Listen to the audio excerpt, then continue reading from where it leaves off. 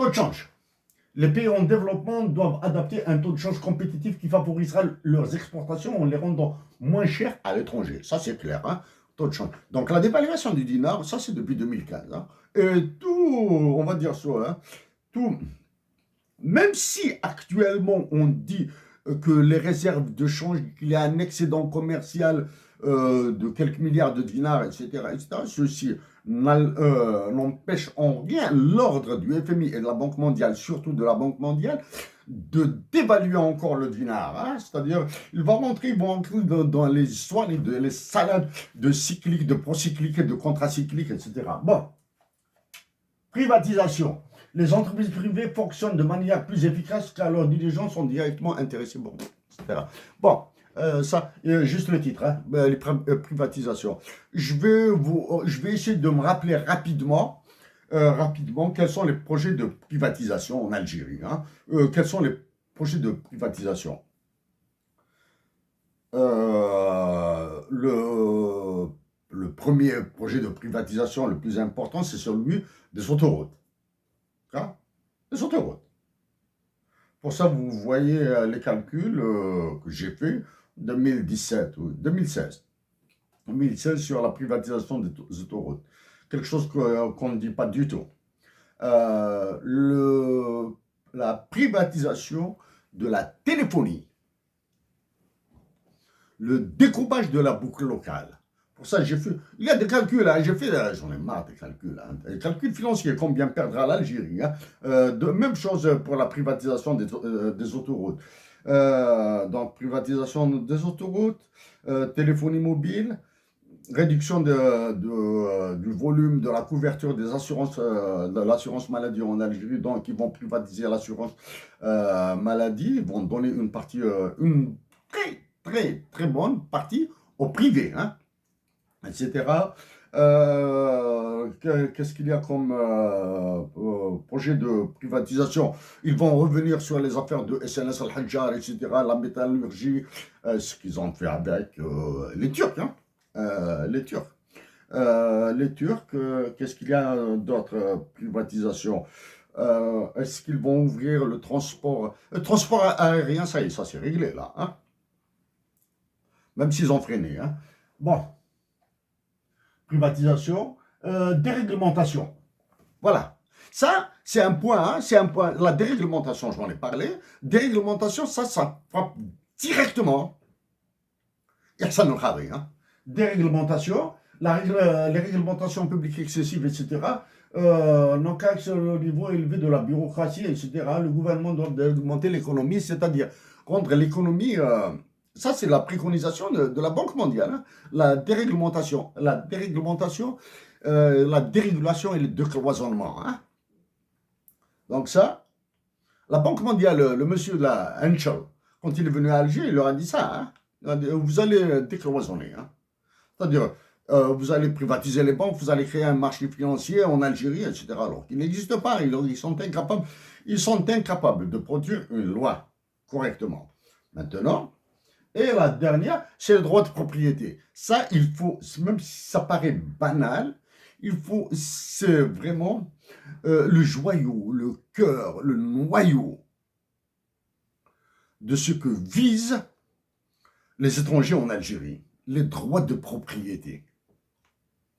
On vous dit par exemple, le Tassili sera transformé en zone touristique, etc. Tout ce qui est beau. Le Tassili Nadjar, ou bien le parc national du Djoudjoura, ou bien le parc de Qala, du côté de Taf, à l'est de Annaba, on va faire ça des joyaux, etc. Alors qu'il y a toute une faune, tout un système, toute une vie là-bas, hein, qu'ils vont privatiser. Tout ça. Bon. Ça, c'est pour les 10 commandements de Washington. Ça veut dire maintenant que la venue de Henschel, c'est ça, hein, son nom je le connais, personnellement je connais ce nom, hein, je ne connais pas la personne. Jesco Henschel, hein, je connais le nom, je lui ai adressé des emails. Je lui ai adressé des emails et à d'autres aussi. Donc, il est venu pour dire à l'Algérie que la Banque mondiale est très, très énervée contre vous. C'est ce qu'il a dit, hein. Ce qu'il a dit, qu'elle va nous taper dessus, qu'elle va nous taper dessus. Maintenant, avec le FMI, bien sûr, avec le FMI, les recommandations du FMI, à titre personnel, à titre personnel, je vais travailler le FMI, la Banque mondiale, je vais les travailler même si je suis physiquement à bout.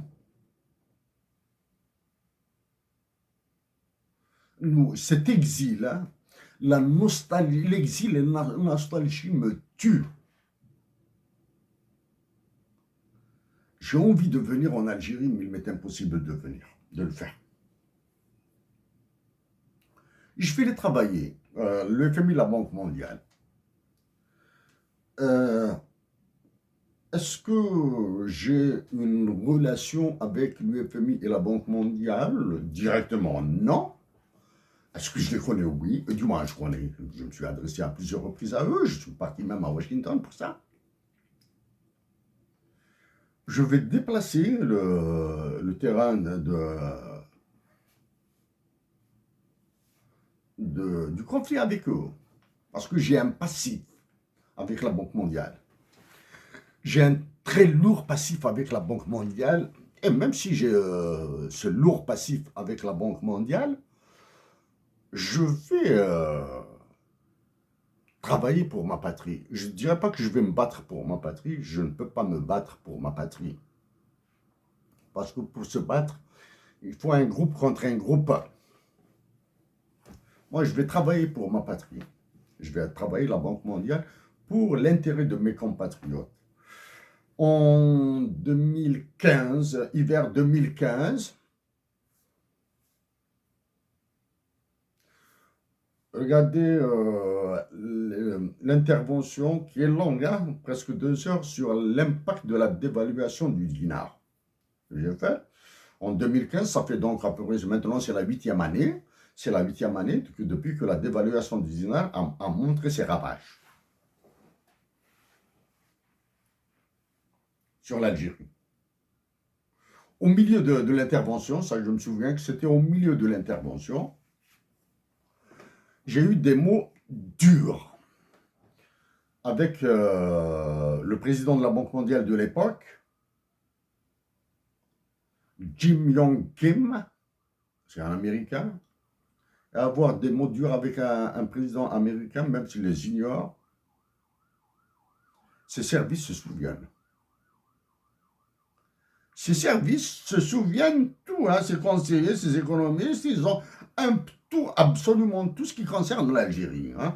Un tel a dit ceci, un tel a dit cela. Bien sûr, ce n'est pas tout le monde. Hein. Ils prennent les déclarations marquantes. Bien sûr, il y a les chiffres, ils les ont.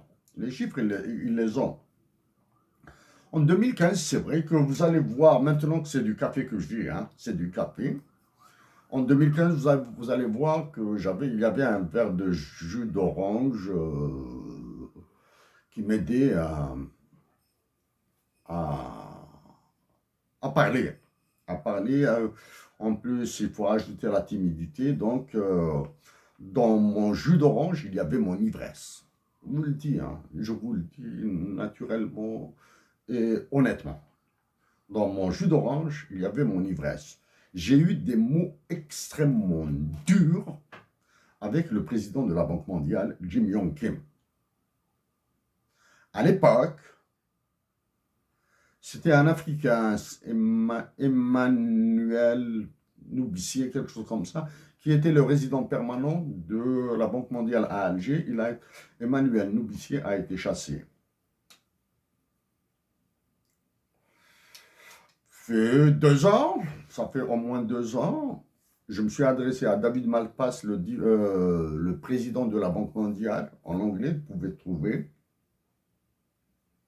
Là, je lui ai dit que la nation algérienne, que le peuple algérien n'est pas le déchet de l'humanité.